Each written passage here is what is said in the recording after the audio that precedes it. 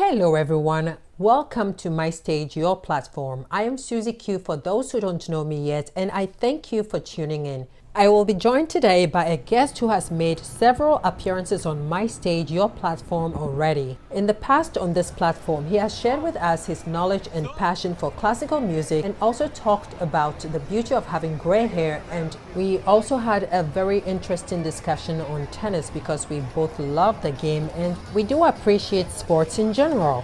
I also enjoy picking his brain every now and then because of how intelligent, well-informed, well-read and knowledgeable he is on an array of very important issues in this country. So, welcome back to this platform, Robert. It's enthralling and informative what you have to say, and I appreciate you being here with me today. Well, thanks for having me again, Susie. Absolutely. Let me get right into asking you a few questions. You were there with me on the Pride Parade, and another Pride Parade has come and gone, Rob. Any thoughts on the day's activities? Well, the June 26th New York City Pride Parade, levity, frivolity, inclusiveness, once again reigned over the parade. Nevertheless, there was an ominous cloud which hung over it. I would say that's a fair assessment to current issues happening in this country or taking place in this country today. You mentioned an ominous cloud. Why? Well, LQBTQ plus represent a special minority group that has gained acceptance over the past few decades amongst most Americans. About 2/3 in a recent poll favor same-sex marriages. Additionally, it's imperative in a civilized society that a powerful majority should protect a vulnerable minority. Nevertheless, we saw people with signs, this just followed the Roe v. Wade overturn, and there's a lot of concern amongst the community. The reversal of the Roe v. Wade was and is still mind-boggling to me. I fear that most countries are progressing and we are going backwards. We are digressing, which leads to this very important question I would like to ask you next. Don't you think that the Supreme Court of the United States, SCOTUS if you will, 2015 ruling granting same-sex marriage as protected by the 14th Amendment makes same-sex unions safe in a legal sense? Yeah, for now, but any ruling later could be overturned. That 14th Amendment ruling you talked about, the due process, was only a 5-4 vote. Ironically, I mentioned before that groups in the minority have to be protected. Yet in our country, minority rule in America is endangering groups like LGBTQ plus and others. 5 of the 6 Supreme Court justices, generally regarded as conservative, have been appointed by 2 presidents who not only failed to win a majority of the popular vote when elected, but who didn't even command a plurality. George W. Bush in 2000 and Donald Trump in 2016. Now, the Electoral College, inherently unfair with its lack of proportionality in most states, rather than the winner-take-all mantra, that's the chief culprit that enhances the potential tyranny of the minority. Additionally, voter suppression, right-wing media spewing propaganda, and even the U.S. Senate itself add to the undemocratic nature of our polling. Really? The U.S. Senate? Yes. Born out of slavery and compromise, just one example of those. Let me give you one. North and South Dakota. They have about 2 million people together.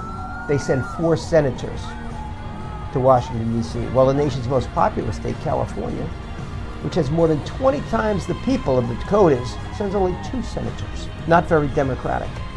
Nope, that's not democratic at all. Let's talk about Justice Clarence Thomas. He seems to be the new flag bearer of the current SCOTUS. Would you say that's true? Well, yeah, perhaps he is. He seems to be very outspoken lately. He'd been very reticent and taciturn initially.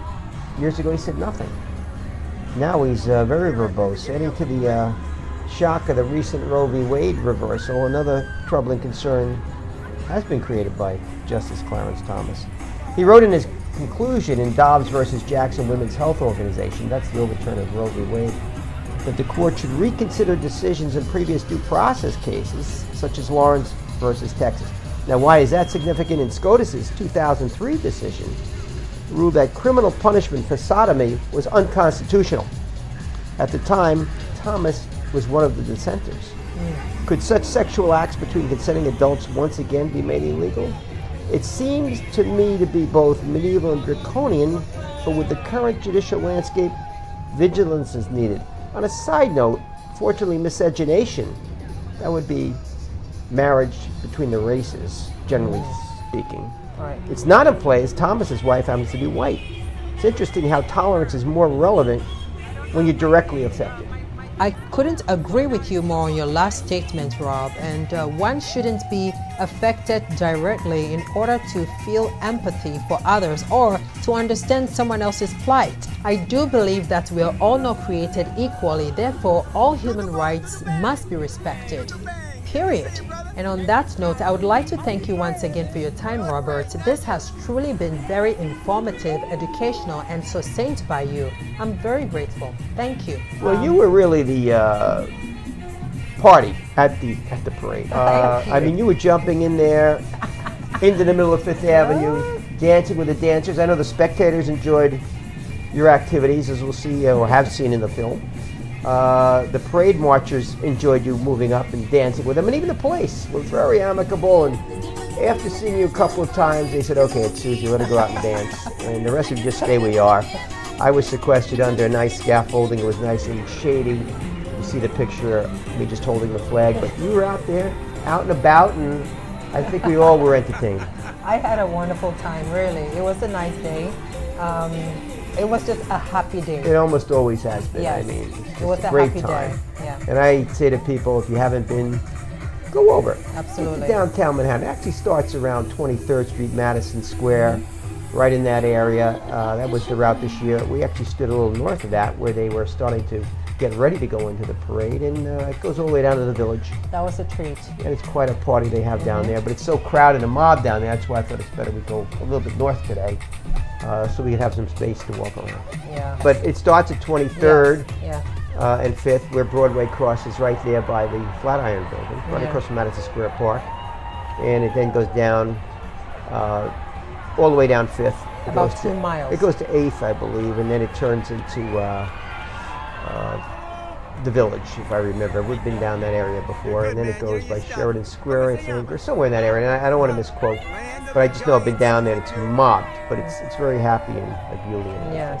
Thank you, Robert. Now, let me just turn the volume up here for people to get the feel of how the energy was on that day. Yeah, spinning energy. Yeah. Pull back.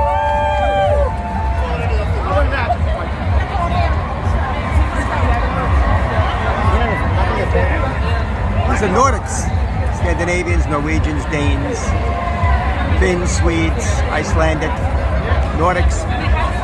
To all of you out there, if you're watching this or even come across this video sometime in the future, just remember that the last Sunday in June is Pride Parade, a day of nothing but fun, love, and freedom. A day perhaps you would also like to experience for yourself at least one time in your life, or not. Either way, it's there. Before I say goodbye to you all, here is just a little bit of history behind the Pride Parade and why it is celebrated internationally and in cities inside the United States like Chicago, Los Angeles, New York, and also San Francisco.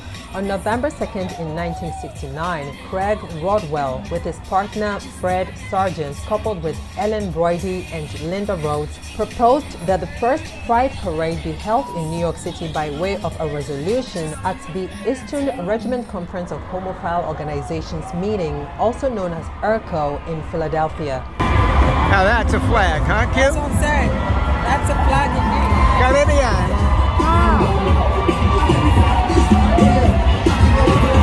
This celebration represents so much more, including social and self-acceptance, achievements on how far the LGBTQ community has come, their legal rights, not to mention their pride.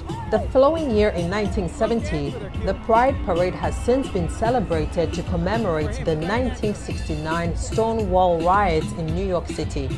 The riots in 1969 marked a pivotal moment in the modern LGBTQ social movement.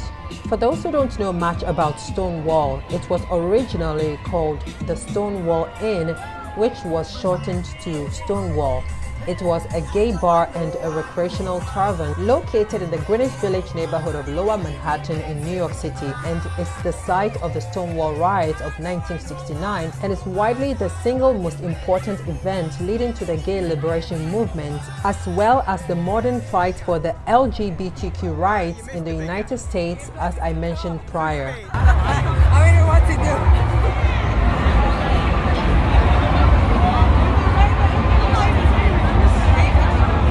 A little more subdued group here.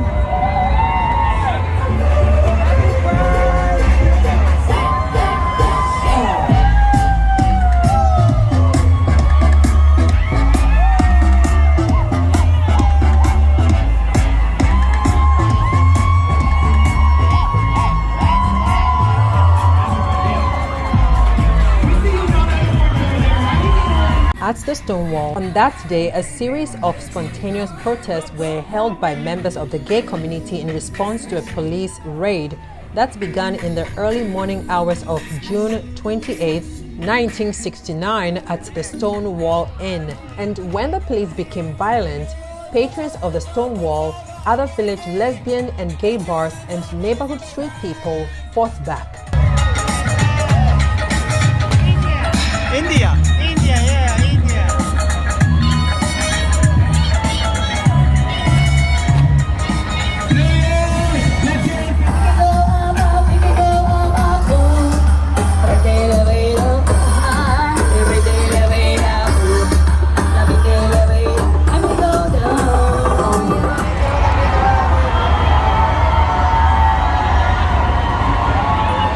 Out in the middle of Fifth Avenue, doing her thing as usual. Oh, the flag came off the pole. Sorry about that.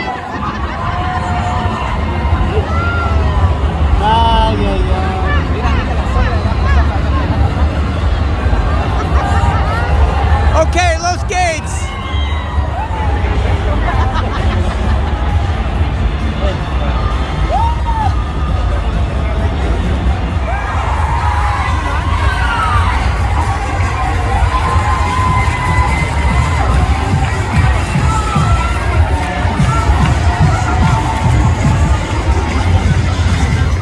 I turned the volume up every now and then so you can feel the energy that was there on that day, on the 26th of June.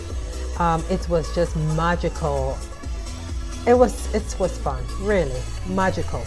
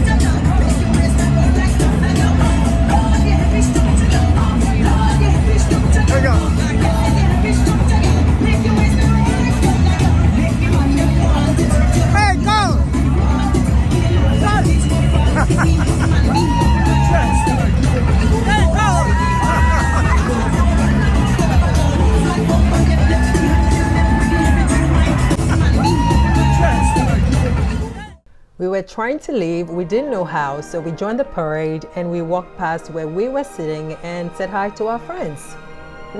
So that's the story there, why we were suddenly in the parade.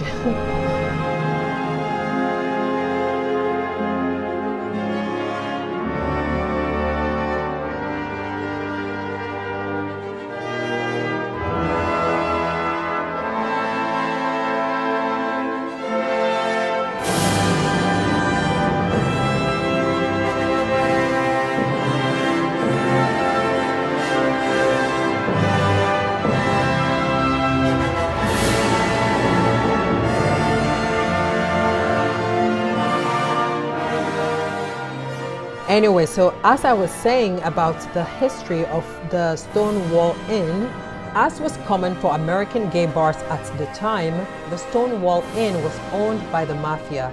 While police raids on gay bars were routine in the 1960s, officers quickly lost control of the situation at the Stonewall Inn on June 28 of 1969.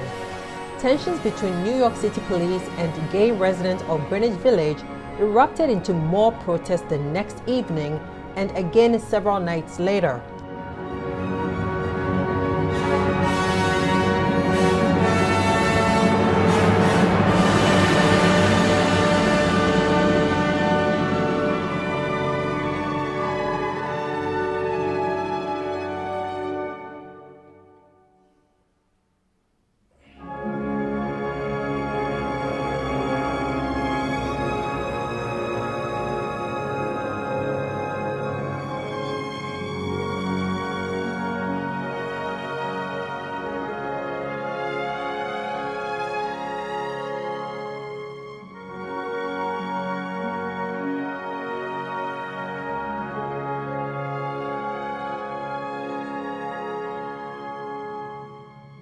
Within weeks, village residents organized into activist groups demanding the rights to live openly regarding their sexual orientation and without fear of being arrested. The new activist organizations concentrated on confrontational tactics, and within months, 3 newspapers were established to promote rights of gay men and lesbians. A year after the uprising, to mark the anniversary on June 28, 1970, the first gay pride marches took place in Chicago, Los Angeles, New York, and San Francisco. Within a few years, gay rights organizations were founded across the United States and the world. Today, LGBTQ pride events are held annually in June in honor of the Stonewall riots. Hence this June 26th Pride Parade I'm sharing with you today.